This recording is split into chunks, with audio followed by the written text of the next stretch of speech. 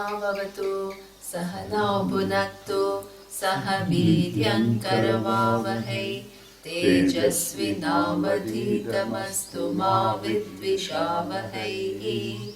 Om Shanti Shanti Shanti.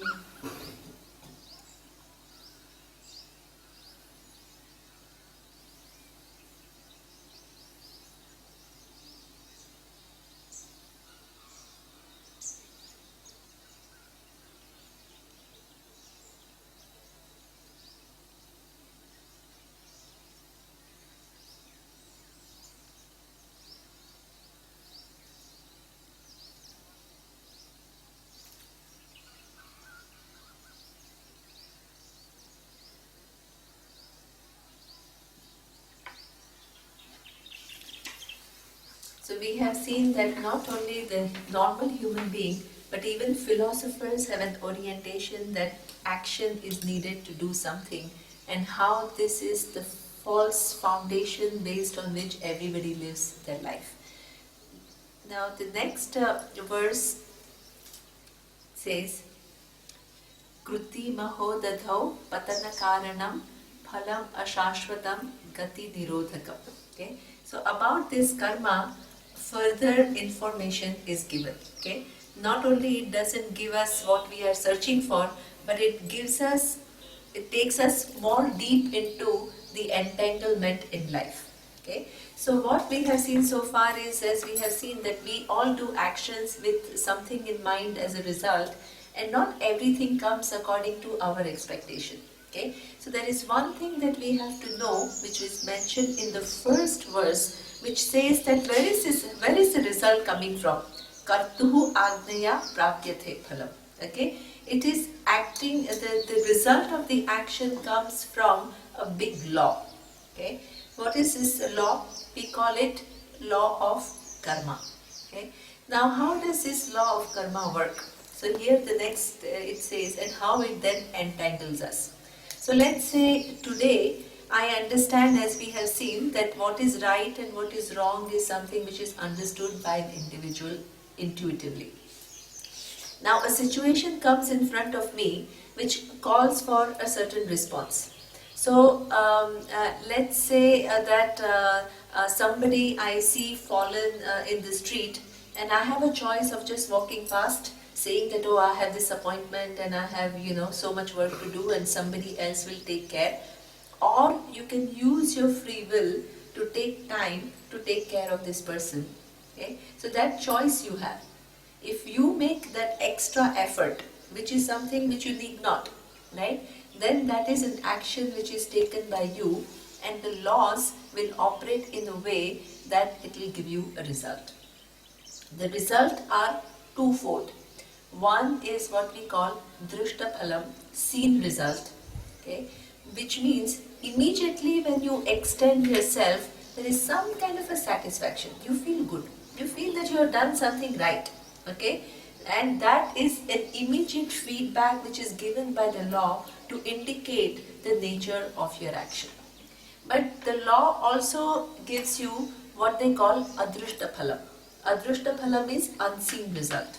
Okay? So the unseen result of this good action that you have done, we don't want to label actions into good and bad, but something where you have responded according to the need of an hour, which is something which is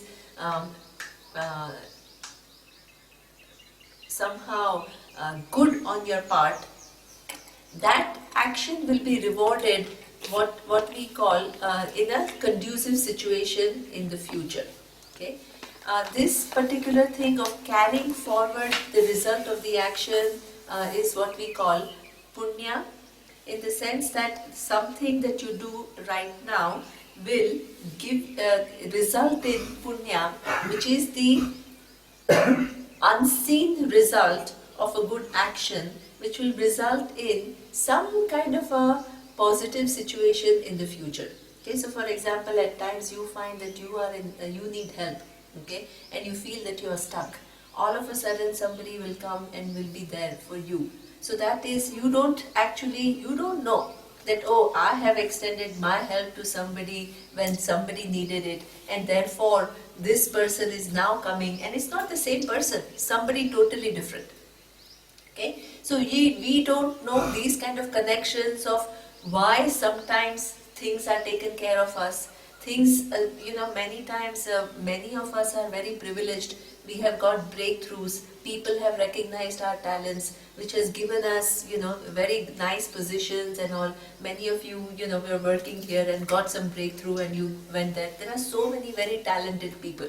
Okay, but who gets that one edge which can make a huge difference in their life? Some help comes in some way. Okay, so this is what we call the result of the unseen result of an appropriate action or the good action. So this is what we say, the laws are taking care of. Once we decide an action, the laws take care of results. Okay, now the laws take care of even there are, when you don't do something which is good. Okay, so sometimes in spite of knowing that some words will hurt somebody, under the pressure of anger you say something, you shout at somebody. So there is again a seen result where you feel some discomfort. Okay, you feel that you didn't do something right. Even physically it can show up as some kind of a tension physically, or even here there is a heart palpitation, because you know that you are not really in harmony with the laws. So this is what we say, the seen result of an inappropriate action. Then there is unseen result. Okay, so the unseen result is sometimes it we feel that we are victim of somebody else's injustice. Okay, that my boss is shouting because he has power over me and I have to sit and listen. And who creates this situation? You feel that you're helpless and you feel that it's unfair. But it's all the laws which are operating. So this is what we say, the unseen result of an inappropriate action is what we call papa. Okay? So punya and papa are something which are operating in life of every individual. So the results of the action are not just coming to you randomly, but they are organized by laws. We are not talking about some Ishvara sitting there and at a person's own will decides to give you a good time and somebody else a hard time. Ishvara, as we will see later, has to be understood in form of many different laws. One of the laws in which Ishvara manifests is this law of karma. Okay? Action, and which is a cause, and effect, the result. They are connected according to an order of dharma. Okay? So now, if that is the case, what we have to understand is that by doing good karma, it's still never going to take you out of the framework of karma. Okay? Karma will give you, a good karma will give you good seen result and unseen result, conducive situations, success, fame, it can comfortable situations, pleasures, everything can come according to the laws of karma. Okay? But as we have seen, they don't give me what I am really searching for. So both are what they call shackles. Okay? Both bind you. They never take you out of this samsara, they keep you within samsara. Kruti mahodadhau patana karanam. So this is what he says, that the action is the cause to fall in the vast ocean of further action. So that means it will perpetuate. A good action, let us take that you have helped somebody, so help comes on your way, then you become more generous at times. Okay? So more good situations will come to you. And it will go on and on and on. And you always feel that there is no end to this more. Okay? So sometimes even if your life is very comfortable, you are very privileged compared to many other people, you don't feel that you are satisfied. Okay, you don't say, okay, now this is the end of the money that I want. This is the end of the position that I want. This is all the pleasures that I have enjoyed and no more. Okay, it always that dissatisfaction that we are facing in life is never going to be totally gone with this even punya. Even experiencing punya is a limited you performing limited action, experiencing something which is pleasurable, even though it is something which is conducive, it is not going to totally satisfy you.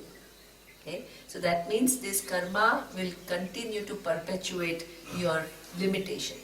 Okay? And unconducive, the inappropriate actions will lead to further complications in our life. Okay? So for example, you are shouting at somebody and that person is victim of your anger. So it will produce some it will produce some unpleasant situation for you in the future.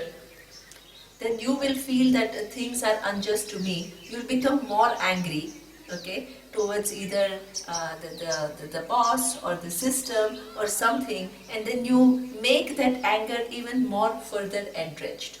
Okay, so a lot of your life is lived by mixture of both. Every human being is a mixture of what we call punya and papa. We all have punya and papa in different degrees. Okay, so that's why there is not one human being, even person like Swamiji, that person has to experience some physical pain. There is no way of getting out of this pain. As long as you are within the model of karma, there is no end, there is only further entanglement. Okay? More conducive situation will still make you want even more and even more. And this is how the search continues. Whole life goes in just having more of something that we think are necessary, but it doesn't satisfy us. So this is what the nature of karma is. That is what we have to understand. That karma doesn't give me what I'm searching for. The results are taken care of by much bigger laws. Therefore, I at no point in time control all the results of the action. Okay? And the result of the action, the way the laws operate, it will further entangle me. Even if it is a conducive, even if it is punya, it will still not solve my problem. Okay? It will take me deeper and deeper into this life of limitation. Okay? So this is what he says, Phala Shastradam Gati Nirodhakam. And sometimes what happens is that when your life is too comfortable, then you just become very complacent. That search kind of, doesn't take place, and therefore also karma is a shackle. Okay? Now, the same karma which is inherently limited, in the next verse, Ramana is saying, Phalam ashashvatam. Ashashvatam. Okay. The phalam is not permanent. Yeah, exactly. So is what it says, action is the cause to fall in the vast ocean of further action. As we have seen that a good action will produce a result, it will give you a conducive situation, but you are not going to be totally satisfied with it. You want more of it. Okay. So for example, you have some money, but then you will compare yourself to somebody who has more money. Okay, so you become that person, then you will still compare yourself to more money, somebody who has more money. So there is never an end. Even though conducive situations will give you some comfort, you will never be totally satisfied with those comforts. You'll always want more because you'll find somebody. We have all the time that a successful SME, a person who has an SME, the small and medium enterprise, he wants to become CEO of a larger organization. When you become CEO of a larger organization, then you want to be a CEO of a multinational organization. Then you want to become an entrepreneur. Okay, so this is where you work for a while and then you feel that no, you want to do your own thing. Then when you are an entrepreneur, you compare yourself to bigger entrepreneurs. Okay, so therefore it keeps on, even though conducive situations will provide some comfort, you will continue. And this is where it says the vast ocean. Okay, so this is, and the result of an action is limited. As we have seen that no matter how much you get, a limited person doing a limited action for a limited, with limited effort will always get limited result, as we have seen before. It will never take you out of this search that you have for fulfillment. Okay? Okay, so it's very important to recognize that here we are not trying to maximize punya and reduce papa, which is one of the goals, but we are trying to know something more about life than thinking that I'm an individual. If I do good actions, okay, I will get good results, and if I don't do good actions, I'll get not so good results, and try to maximize my good actions and minimize my bad actions. That is true. It is very desirable, but it is not an end in itself. The end is not seen as dharma, as we have seen before.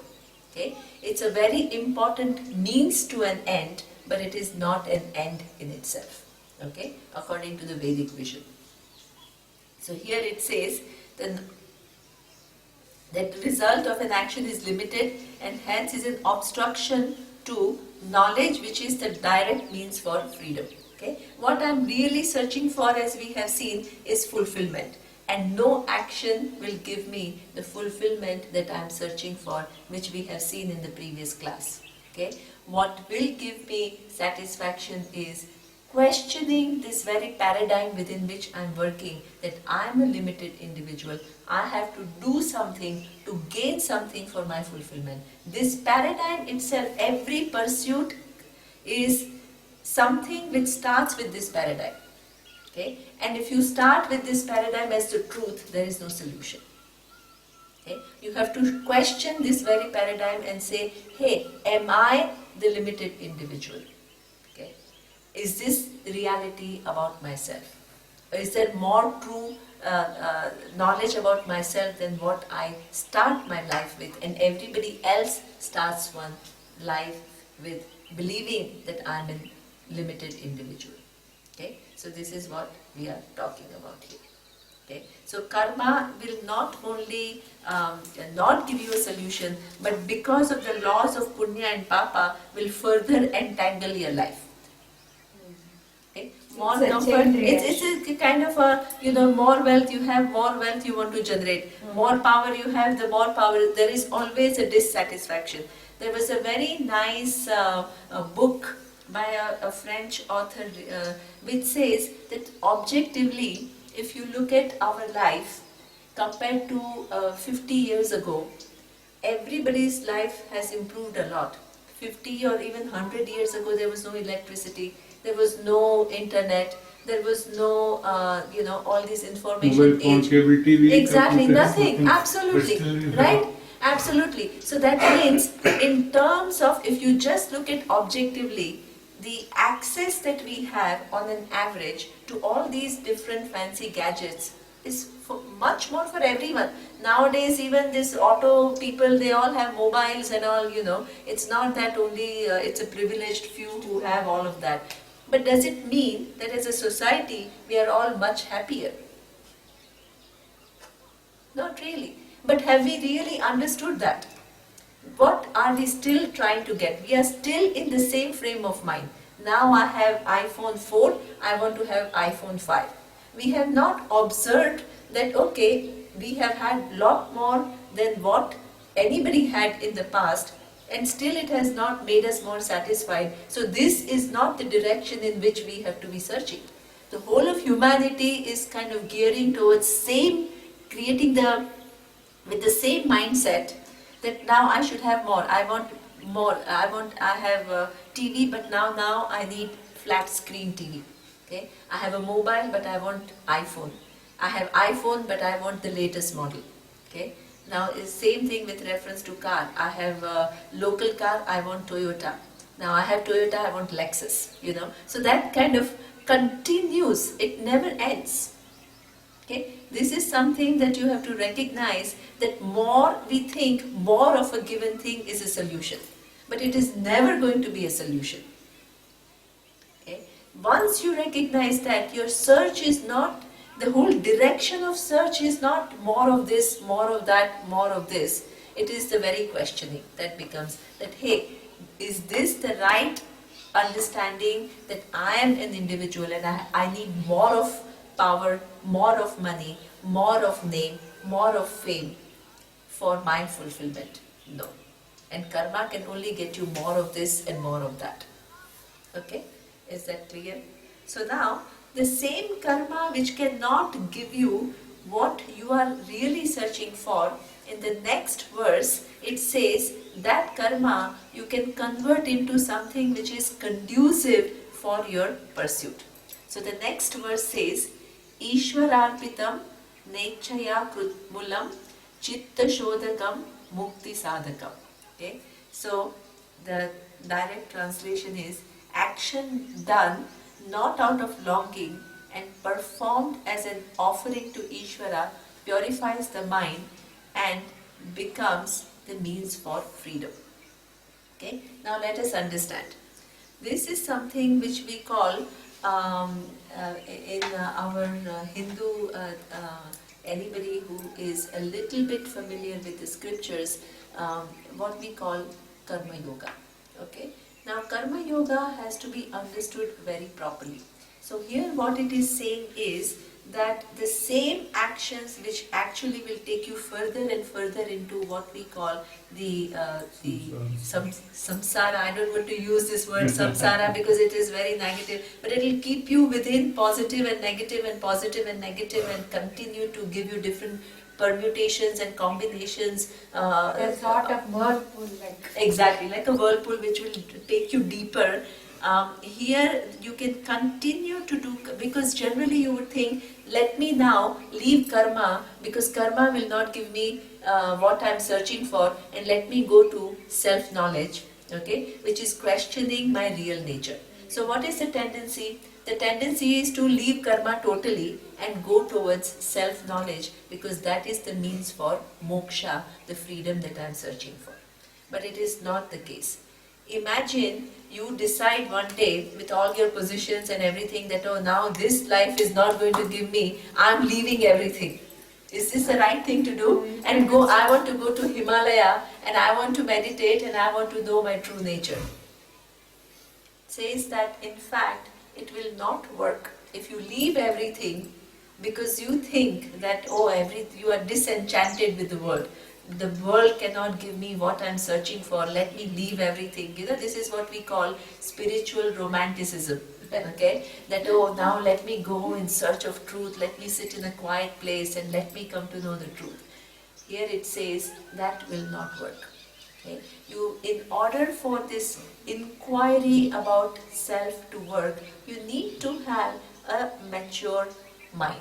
Okay, and how do you cultivate the mind which is ready for this knowledge? It is only through continuing to do karma, okay, but use it in a way that you will become a mature person. So how is that? We will see now. So what is karma yoga? Okay, unfortunately, fortunately all of us have heard about the word karma yoga, but very few understand what exactly karma yoga is. Okay, unfortunately, the common understanding of a person is, which is an advice given, that you do action and you don't expect the result. Okay, so that is what becomes, according to many, karma yoga. Okay, and in fact, the scriptures don't talk about doing an action without expecting the result at all. Okay? In fact, if your whole life, if you see, every action that you do, you have some result in mind.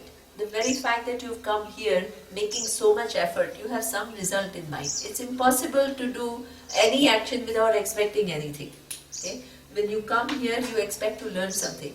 When Lord Krishna was talking to Arjuna, he was expecting Arjuna to understand. When Arjuna was listening to Krishna, he was expecting to learn something. Okay? So therefore, no expectation is neither possible, nor desirable, nor this is how things work. Okay? So in that case, what is then Karma Yoga? Karma Yoga is first the right placement of action in my life. Most of the people live life thinking that karma is an end in itself. Here I recognize that it is the knowledge of self that I am searching for, which will solve my problem, Okay, so that the position that I gave to karma no longer is enjoyed by karma anymore. Okay, but now I give a position to karma saying that I continue to do the karma so that I become eligible for this knowledge. So that means the same karma which was seen as an end in itself for my fulfillment is now seen as the means for my fulfillment. Right? It's a position, where do I place karma in my life? Okay, that is the first step. Now, the second question comes as to how can I use karma to gain the maturity? How can I use? Because up to now I have been using karma only for my fulfillment and it has not given me the fulfillment. Now, how can I use karma for gaining the maturity that I need to gain the knowledge? Okay. So there are two verses of the Gita which talk exactly about how can I use karma for gaining that maturity. The first is Karmani eva adhikaraste ma phaleshu kadachana ma karma phalahetur bhuhu mate sangots akarmani. Okay. Now this, again, if you don't know the tradition, then what happens is that people say karmani eva adhikarahate. That means that you do actions ma phaleshu kadachana. Then people translate it wrongly as but don't expect result. But the right translation is that it is something which is revealing a fact. This is a statement of fact. It is not a statement of advice. Okay, I can give you an advice. You do action, but don't expect a result. That's my personal advice or Krishna's advice to you. But this is not how it is. It makes a statement of fact. It says you have a choice of action over action. Any action is what we call free will based. Okay, it is Purusha Tantra. It is will based. You can do it. You need not do it, or you can do it differently. Kartum shakyam, akartum shakyam, anyathava kartum shakyam. I have a choice. I can lift this. If I have cough, I can take it. If you are feeling discomfort, I can give it to you, or I can keep it here. I have a choice. Okay? But having decided that I'm going to drop it, what choice do I have with reference to where it is going to go? Can I say that today I want it to go up and it should continue to go up and up and up? Tomorrow I want it to go to the right hand side and it should continue to travel on the right hand side. And the third day I want it to go to the left and it will continue to travel on the left. Do I have a choice? If I had a choice, this will move wherever I want it to go to Mars, it will go to Mars. Okay. That means it's a statement of fact. But do you need that choice in every case? The action is it's a statement of fact that over action you have a choice. You need not do anything, but that is your choice. Yeah, karma and akarma, these two things are your choices. Your choice, right? You can choose, but having chosen, the result is not You in don't your have the hand. choice. Exactly. Okay? So the result is not in your hand is something which is a very important fact to realize. We have a whole module on that, because if you take yourself as to be the one who controls the result of the action, what are the implications? The implications are very big. Okay? Because when things don't happen your way, then you have to somehow make sense of that. So what happens? There are two major problems with that, two different orientation. One is I feel I am a failure because I feel I control the result, but still I could not control the result, so I am a failure. There is this, everybody has this sense that, that I'm no good. No matter how successful you are, in the vision of the world, but many things don't go our way, and that if you do not understand this reality, that the results are taken care of by the order which is much bigger, okay, and I'm the author of the result of the action, then there is feeling of failure which is unavoidable. Okay. The second thing is, sometimes if you don't understand this dynamic properly, you feel you're a victim. There are two, either you feel you're a failure, or you feel that I could have done this, but this person came my way and therefore I could not achieve this. Okay? So I feel I'm a victim of somebody else's malicious action. Okay? So there is this feeling of failure and feeling of being a victim. And this is how, and that gets compounded, because it's not just one or two things don't go our way, many things don't go our way. So if we don't understand this properly, then we will carry so much burden on our shoulder, so many opinions about the world and about ourselves, which are not at all necessary. Okay? So Karma Yoga means I continue to do the action, things may not happen my way. Instead of getting back into my normal way of thinking, I'm no good, somebody else is at fault, I'm angry at this person, I'm frustrated with this person, I bring back this understanding to my mind and say that, hey, the laws are taking care of result of actions. Then my reactions become different. My understanding of things become different. Okay? If I still want it, I still work hard. We are not saying that the laws are taking care of result, therefore I just sit back.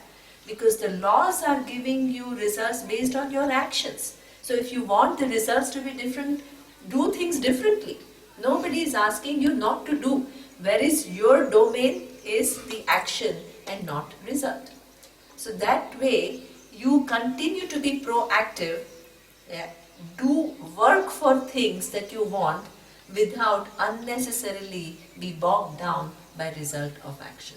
This way you continue to do actions, but you are gaining certain maturity. You are gaining a certain perspective of handling situations when they don't come your way. You become somebody who is composed not as a result of some advice that you have to take everything as it comes. It's not an advice. It's based on insight into how the whole universe works. It works according to the laws. And the laws are Ishvara's laws. Okay? So there is a very simple, this what we call prasada buddhi. Okay? You go to a temple. You go to Tirupati. Okay? Like for most of the Indians, going to Tirupati is a very big thing. Okay? Now, Laddu is a very famous prasad that is given. Now let's say you are a diabetic. So normally what will happen? That you get this beautiful laddu and you feel like having it, but then you are diabetic. So, but still, if it was just any other laddu, what will happen? You will say, no, I'm diabetic. But if it is coming from Tirupati, what will happen? You will take a small portion. Exactly. You'll take a little. What? The object has not changed. Still it is full of sugar. Still it is detrimental to your health. Nothing has changed with reference to object. What has changed is how you look at it. Okay? That same laddu has now become prasad. And prasad means there is this prasada buddhi. It is coming from the Lord, I take it. Okay? Now if laddu is one representation, if every situation in life you understand as coming from laws of Ishvara. As we have said, Ishvara is not one individual with one's own fancies and gives you a hard time. If this is the understanding of Ishvara, it will be a problem. Because you will say, there is one individual sitting here, he is all powerful, he has all the power in the world to give me all the good things, but still he gives me all the suffering. Then you will blame that person, this is a sadistic Ishvara who is for no fault of mine making me go through hard time. Okay? Your very understanding of Ishvara has to be that Ishvara is manifesting in form of laws of cause and effect. Cause and effect, cause and effect, all actions. Your actions giving you the result of so many past lives, okay, combining and giving you that given situation at that point in time. So instead of reacting, you take it gracefully. Okay? You take it gracefully and see where is your choice. Your choice is with reference to actions. Okay? So you take it gracefully and do something proactive about changing it, and if in case you cannot change it, you gracefully accept it. Okay? This is how you continue to do karma, but your whole thing is otherwise what? We are a roller coaster. When things happen our way, we are elated. When things don't happen our way, we are depressed. Okay? Up and down, yo-yo, roller coaster rides. Okay? Here you get composure out of the understanding that the laws give me the result of the action. I can't blame anybody. Okay? But at the same time, I need not just sit back and say, oh, laws give me action, so therefore, I'm helpless. Because the laws give me action, the results in keeping with my own actions, present and past. So therefore, I continue to work for what I'm searching for. Okay? So this is how you make the same karma which brings you down as a karma which will give you a certain composure and a certain maturity by recognizing this. Okay? The second aspect of karma yoga is yoga karmasu kaushalam. Okay? So this is where I say, when I choose an action is where I have a choice. What should guide my action? Up to now, what guides our action? What in the language of Bhagavad Gita, our raga and dvesha. What I like, I want to go for. What I dislike, I want to avoid. Okay? Raga, Like to possess. absolutely, will make me do two things. Raga will make me do two things. I want to get what I like, and not only I want to get what I like, but I want to retain. Yeah, I want to retain what I like. Okay? So that means you have power, but you want to, as you were saying, but the power goes, but what is our normal urge? To retain it, right? It's not comfortable to overnight lose it, right? All this power and overnight gone. All second. Just one signature. Next, the handing over the key and it's all gone. Signature, sign on that paper. Absolutely, it's gone, right? So what we like, we want to get and we want to retain. What we don't like, we want to avoid, and if we have it, we want to get rid of. Okay? Whole life is managed by raga and dvesha. Okay?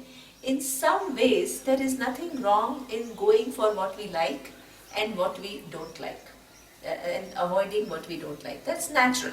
Nobody is saying, oh, you should be the same and all. That is not the thing.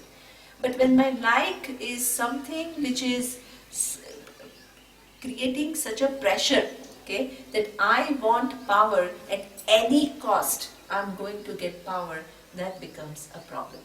So that becomes what we call a binding like.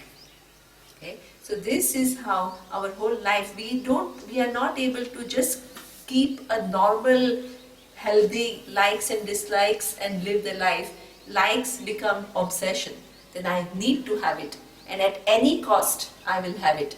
So it creates frustration, it creates anger, it makes us sometimes go against the values, ethical values. So this is what we call the raga, which is loaded with pressure. And dislike is the same. It is loaded with pressure. Simple dislike is no problem. You may not like every human being in this earth and want to be friends. But if your dislike for somebody becomes so much that you'll manipulate situations to do harm to that person, that's a problem. Okay? So, whole life up to now, we have been living with the pressures of raga and dvesha. expressing our ragas and dveshas in many different ways. Now, how can you use karma to become more mature? By saying, it's fine to follow my likes and dislikes, but not at the cost of ethics. Yoga karma sukaushalam. It's okay to get a promotion, but not by manipulating the boss and saying bad things about my colleague and all that, all these so-called politics, engaging in that to get this promotion that I want at any cost. So that means you're using your understanding of the other side of law of karma is what we call law of dharma. Law of dharma is something where you understand, as we have seen, that human psyche, when we are born with free will, we are born with the understanding of what is right and what is wrong. Okay? Most of the animals are highly programmed. Okay? They don't enjoy the free will that we human beings do. So when a lion is carnivore, it's programmed. It doesn't really think that, oh, should I be a vegetarian or should I be a non-veg? It doesn't have a choice. When a cow is programmed to be a vegetarian, she doesn't make this huge choice of, oh, should I harm somebody? It's largely programmed. But I, as a human being, I have a choice. Okay? Along with that capacity to make choice, if the capacity to make choice is given, and what is right and what is wrong is not given, it would be a faulty kind of a creation, right? Imagine you are in an automobile business, you are given a car without a brake. It will create a mess. You're all given the capacity or free will to choose action, to do actions, but you have no understanding of what is the criteria that you should use to engage in an action. It would be a major disaster. Okay? But we come with this understanding, but what happens is that we don't always follow what we understand because of the pressure of raga and dvesha. So to be able to check this raga and dvesha and say, it's fine if I can go for things that I like, but not at the cost of dharma. This is my break. This is my break in life. Dharma becomes a check. How far I can go? It's not that I should not go, but there is a break. This is what we call maturity. Maturity. Because everybody wants to be successful. Nobody just wants to be a mediocre person. People don't want to be, they say, don't expect result. That's why nobody comes and learns Gita, because they say that, hey, I am an ambitious person, I want to achieve things. If they say, oh, you do an action and don't expect result, what? I'll live a very mediocre life. And this is why they say, okay, when I retire, when I have nothing else to do, then only I can really practice all this. But unfortunately, this is a wrong notion. Gita never, exactly. Gita never says that you should not go for things. It just says, hey, understand things. The very karma that leads you to further entanglement can be used for your own growth if you follow these two things. One, karma sukaushalam. Use your discretion based on law of dharma, which is there. Laws are already there. You need to incorporate the understanding of laws in your life. Like Swamiji used to say, there is a tree. You go and you rub against the tree. What will happen? Who will get hurt? You will get hurt, right? Can you say tree did it? Did the tree run after you and did it? You used your free will to go and rub against. Then what happened? You got rubbed in the process. The law of dharma is like that. You are given the understanding, you go against it, okay? And there is a cost, because the law, inappropriate action will result in two kinds of in a two kind of results. Seen result, immediate discomfort, and some difficult situation in the future. Big cost attached. We don't see that. Okay? So this is how this karma yoga becomes a very important means for us to continue to live in this world, but get rid of our orientations and make use of karma to become that mature person who will make us eligible for knowledge. Okay? So this is where he says, Ishwararpitam Nechaya Krutam Chitta Shodakam Mukti Sadhakam. So this kind of a thing, karma, which is performed as an offering, understanding that it is the results are coming from Ishvara, it purifies me and becomes the indirect means for freedom. So knowledge is the final direct means, but karma becomes the indirect means for me to prepare myself for knowledge. Okay?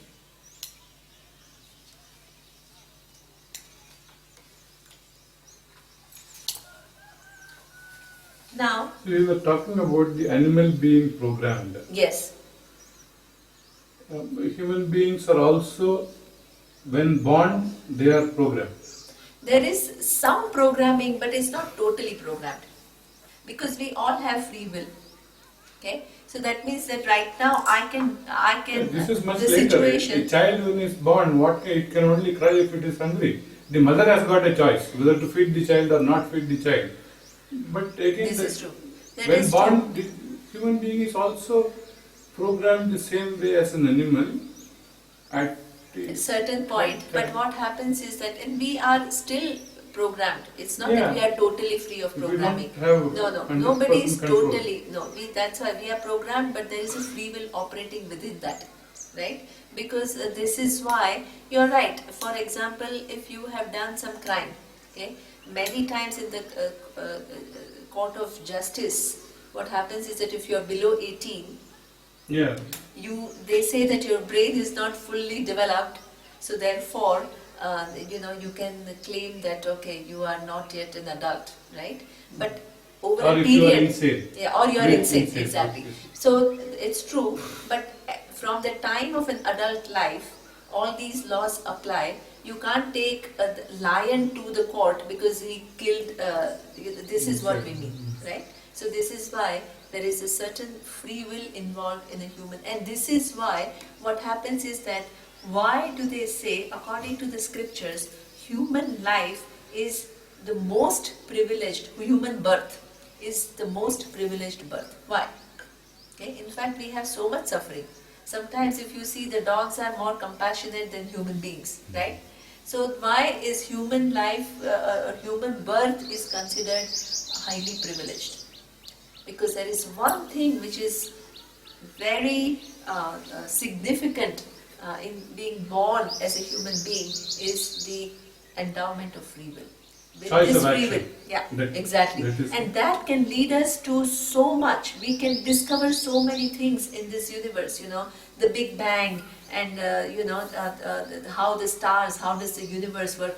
All this is all the human capacity which is coming out of our endowment of free will, and using that free will I can use my free will to know. And that knowledge, the faculty of knowledge that I can use is endless. Okay? So I use my free will to do, and that how much I can do. Endless things. So the range that is available. Is that the only difference in a human being and the choice of action, you can say? What? I don't think animals don't have the choice in action as well. The choice is something which is highly limited. The free will that a human being enjoys is far more. Okay, so there are three things which is result of this free will. One is capacity to Ichha Shakti, Kriya Shakti, and Jnana Shakti. Okay, so it's much more than any. Ichha Shakti is capacity to desire. human beings conceive that, hey, we can do out of space travel. What? It is as a result of some desire somebody had somewhere, that the possibility of doing this outer space travel. Okay? And then not only that, you can use your knowledge to work for it and your actions to make it happen. Creation. Yeah, this is Kriya. The one is then your all the knowledge of how the universe works, the physical laws you have to understand in order to make it happen. So that Ichha Shakti is translated into Jnana Shakti. Understanding everything. A just desire will not get you anywhere. You employ all your knowledge to figure out how the universe, how the laws of gravity work in order to make this possible. What kind of machine you need in order for that to happen. Okay? So that you employ your Jnana Shakti and then your Kriya Shakti. You make all these things. You know, you make the rocket which is able to go out there and do the thing. And you prepare the human beings who have enough knowledge as to how to navigate when they go out there, you know. So this is where three things that human being has, Kriya Shakti, Ichha Shakti and Jnana Shakti, which makes it outstanding. Animals don't have Ichha Shakti at all? They do have Ichha Shakti, but in a very minimal level. Okay, Ichha Shakti, where is my next meal coming from? Okay, so let me now place myself in a given position where I can get my I can see even exactly, absolutely, but much more limited. Animal will not say, okay, now let me go to school and equip myself with knowing, right, that how this whole biology. There is no discipline of studies that they all do. Okay, they don't have their actions to become some big engineer. Swamiji was saying that human being may want to go to the US to make it big. The monkey doesn't have any desire to go to the US and make it big. He's very happy being where it is. Where the tree is. Right? Exactly. So this Ichha Shakti, Kriya Shakti and Jnana Shakti is far more evolved. We are not saying they don't have. Okay? Far more evolved in the more human than being. the other thing, is the human being also not programmed to a great extent, like the animals? It is not totally programmed, because otherwise we have that discriminating power. exactly. No, but at birth, when as coming you when a grow, child is born, yes. when do we lose it? A child, when it is born, the only thing the child can do is cry when he is hungry. This is again the laws of Ishvara, which decide when a human brain is well developed enough, where all the faculties are working properly to the large extent. And until then, the parents play a big role in nurturing the child and guiding the child until the time that all these faculties are well developed. You are actually spoiled by the parents. So, if the parents are good, you are helped. If they don't do any if of they these don't things, do their job, then you are disadvantaged. Okay, but at any time you can reprogram it, and with that, those three shaktis, what is also important is that you can know your limitlessness. That capacity is also given. A human being can understand, either can go for more and more and more of karma, or also understand karma will not get me what I am looking for. Let me look into the whole problem differently and know my own nature. And also, human being has been given the capacity to know one's own nature, okay, and know one's own limitlessness.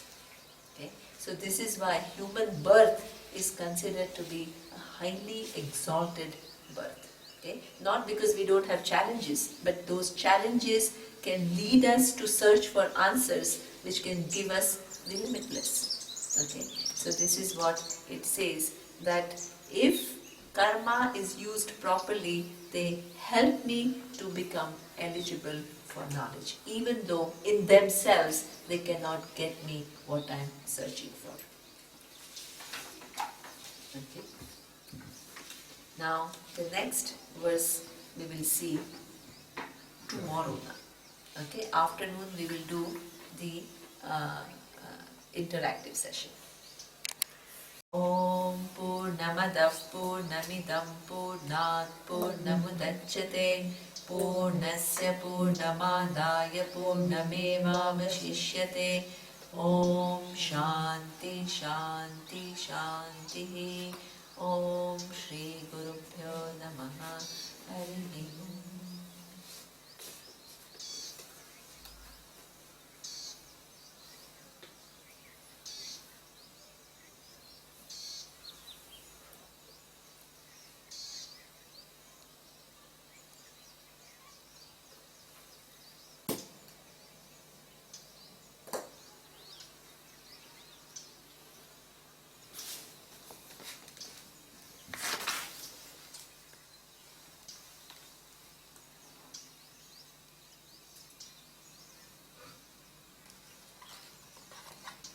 When do we meet at that time? 3:30 not here. The afternoon session is below lecture hall. You know where lecture hall is, no? All of you? No. Okay. As we go to the dining hall, just if you continue walking straight, on the next, just what you see is this lecture hall. It's on the left hand side. Near But the dining it hall. is not the main lecture hall. We'll do it on the side. I'll show you right now. Okay, at the back. So we'll need projector. We'll discuss more this dharma and today. Okay.